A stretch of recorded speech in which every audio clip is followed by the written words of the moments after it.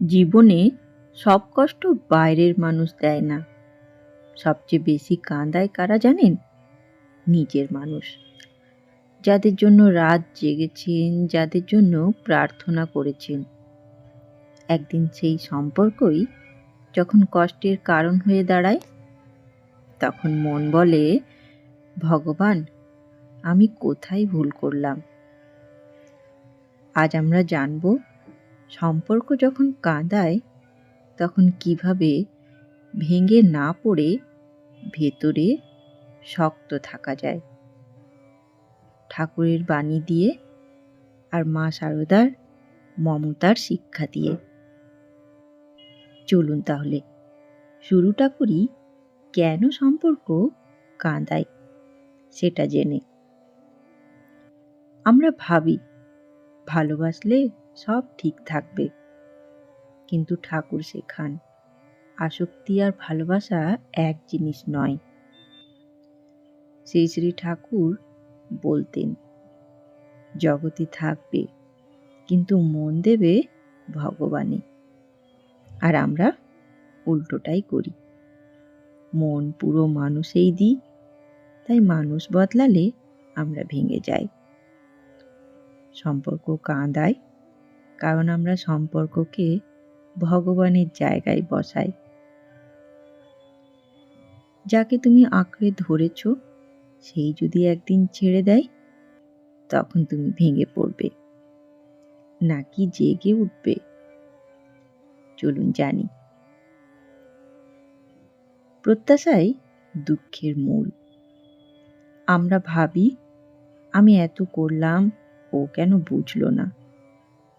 শ্রীমা বলতেন, মানুষের কাছ থেকে কিছু চেয়েও না, তাহলেই কষ্ট পাবে না। মা কখনো বলেননি সম্পর্ক ছাড়ো, মা বলেছেন কর্তব্য করো, কিন্তু বিনিময়ে আশা রেখো না। যেদিন আশা কমে সেই দিন কষ্টও কমে। তুমি ভালোবেসেছিলে নাকি বদলে ভালোবাসার দাম চেয়েছিলে? আসুন জানি। শ্রী শ্রী ঠাকুর রামকৃষ্ণদেব বলতেন, যা হয় মঙ্গলের জন্য হয়। কিছু সম্পর্ক ভেঙে যায় আমাদের জাগানোর জন্য, কারণ আমরা মানুষে ভরসা রেখে ভগবানকে ভুলে যাই। যে কষ্ট দেয় সে আমাদের চোখ খুলে দেয়। চলুন মা শারদা দেবীর সহ্যের শক্তি আমরা দেখি। শ্রীমার জীবন ছিল নীরব তপস্যা। তিনি কখনো অভিযোগ করেননি, কখনো নিজের কষ্ট প্রকাশ করেননি। কত ভুল বোঝাবুঝি, কত অবহেলা, কত মানসিক যন্ত্রণা, সব চুপ করে সহ্য করেছেন। কারণ মা জানতেন, যে সহ্য করতে পারে তার ভেতরেই ঈশ্বর শক্তি জাগিয়ে দেন। মায়ের সেই বিখ্যাত বাণী, সহ্য করো, সহ্য করো, সহ্য করো। এটা কোনো দুর্বল মানুষের কথা নয়, এটা এমন একজনের কথা যিনি জানেন মানুষ বদলাবে, পরিস্থিতি বদলাবে, কিন্তু ভেতরে শান্তি হারালে সব হারানো। সহ্য মানে অন্যায় মেনে নেওয়া নয়, সহ্য মানে রাগকে হৃদয়ের জায়গা দেওয়াও নয়, অভিমানকে আত্মায় ঢুকতে না দেওয়া। যখন কেউ আপনাকে কষ্ট দেয়, আপনার সামনে দুটি পথ থাকে, একটা রাগের আর একটা ঈশ্বরের। মা দ্বিতীয় পথটাই শিখিয়েছেন। যে সহ্য করে সে হারে না, সে ভেতরে ভেতরে ঈশ্বরের কাছাকাছি যায়।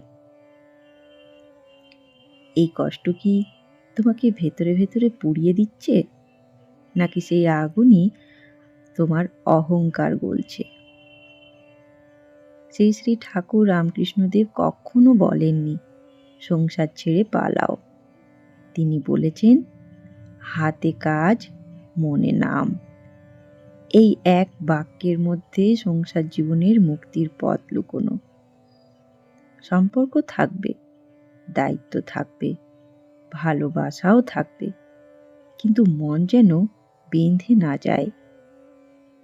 ধরুন আপনি কারোর উপর পুরো ভরসা করলেন, সে একদিন দূরে চলে গেল, আপনার পৃথিবী ভেঙে পড়ল।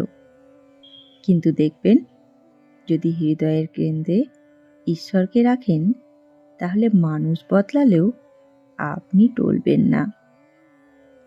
ঠাকুর শিখিয়েছেন, মানুষকে ভালোবাসো, কিন্তু ভরসা রাখো শুধু ঈশ্বরে। তখন সম্পর্ক আনন্দ দেবে, কিন্তু কষ্ট আপনাকে ধ্বংস করতেই পারবে না। চলুন এবার আমরা জানি, যখন সম্পর্ক কাঁদায় তখন কি করব। এই সময়টা খুব পবিত্র সময়, কারণ এই সময়ই মানুষ ঈশ্বরের দিকে সত্যিকারের ঘুরে দাঁড়ায়। প্রথম, সাথে সাথে নাম জপ শুরু করুন। মনে কষ্ট উঠলেও জপ, মনকে ভরসার জায়গায় নিয়ে যান। দ্বিতীয়, প্রত্যাশা কমান।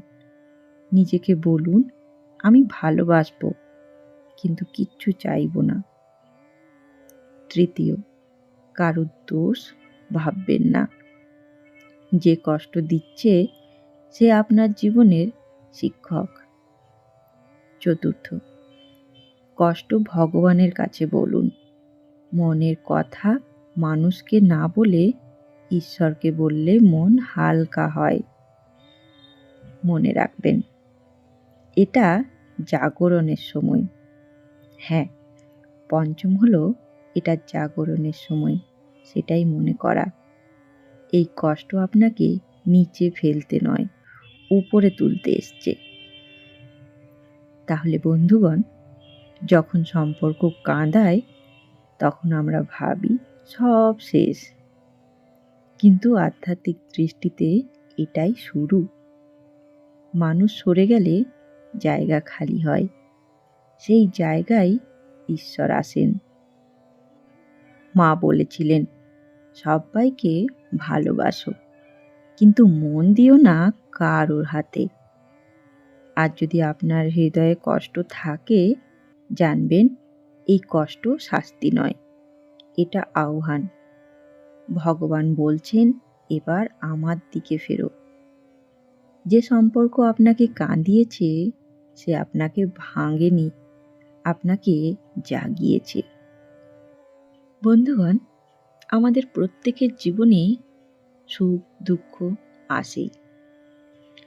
যখন আপনার জীবনে দুঃখ আসে, কষ্ট হয়, তখন আপনি কিভাবে সেটাকে দূর করার চেষ্টা করেন? কমেন্টে জানাতে ভুলবেন না। আমি অপেক্ষায় থাকব।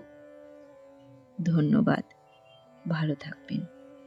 জয় ঠাকুর, জয় মা, জয় স্বামীজি।